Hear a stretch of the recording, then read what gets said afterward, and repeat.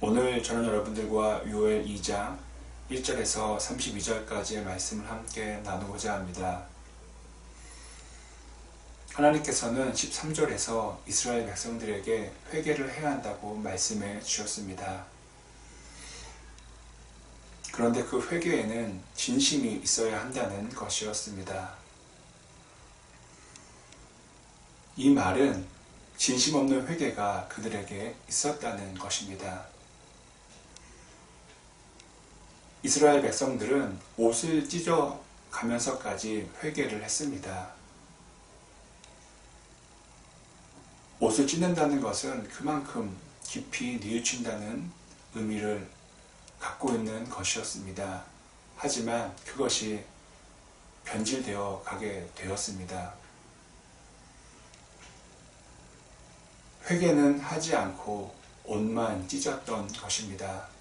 형식에만 묶여 있었던 것입니다. 진심으로 뉘우치지 않으니 죄에서 돌아서지 않고 계속해서 죄를 범하게 되었던 것입니다. 그 결과 하나님의 심판의 자리에 이스라엘 백성들은 서게 되었습니다. 그래서 하나님께서는 옷을 찢지 말고 마음을 찢어야 된다고 말씀해 주셨습니다.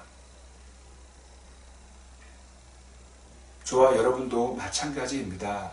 진심으로 회개하고 진심으로 감사하고 진심으로 예배 드려야 할 것입니다. 꼭 신앙이 아니더라도 모든 것에 진심이 없다면 올바를 수가 없습니다. 심하게 말하면 거짓이라고 말할 수 있습니다. 그렇다면 신앙에 진심이 없다면 어떻게 될까요? 크게 좀 과장돼서 말한다면 신앙이 아니게 됩니다. 진심 없는 신앙이 아닙니다.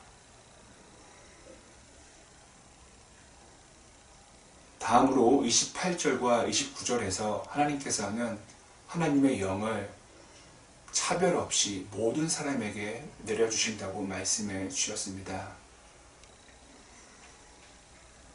이것은 아주 중요한 말씀입니다. 남녀노소를 가리지 않고 모두에게 성령을 부어주신다는 것입니다. 이것은 더 나아가 모든 사람이 구원을 받을 수 있다는 것을 말해줍니다. 누구도 예외는 없습니다. 아무리 잘못을 많이 한 사람도, 하나님을 대적한 사람도 진심으로 뉘우치고 회개하면 다 하나님께서 받아주시고 하나님의 영을 부어주시고 구원해 주신다는 것입니다. 저와 여러분들은 저희들부터 잘해야 하겠지만 하나님을 모르는 사람들을, 또 하나님을 떠난 사람들을 찾아가서 오늘 말씀을 기억하며 그들에게도 하나님의 영이 임할 수 있게 노력하고 기도해야 합니다. 복음을 전해야 합니다.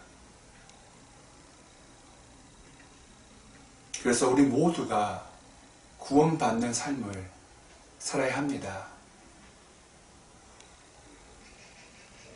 그리고 하나님의 은혜 가운데 복된 삶을 누리며 살아야 합니다. 제가 기도하겠습니다. 하나님, 기도를 하던 말씀을 읽던 진심으로 하나님 앞에 서게 하여 주시옵소서. 특별히 마음을 찢으며 회개하는 그런 삶이, 그런 신앙의 삶이 될 수 있게 도와 주시옵소서. 모두를 사랑하시는 하나님, 그 하나님의 마음을 닮아 우리도 모두를 사랑하고 그들에게 하나님의 복음을 전하는 삶을 살 수 있게 도와주시옵소서. 우리 모두에게 이 시간에도 성령을 부어 주시옵소서. 감사합니다. 예수님의 이름으로 간절히 기도드립니다. 아멘.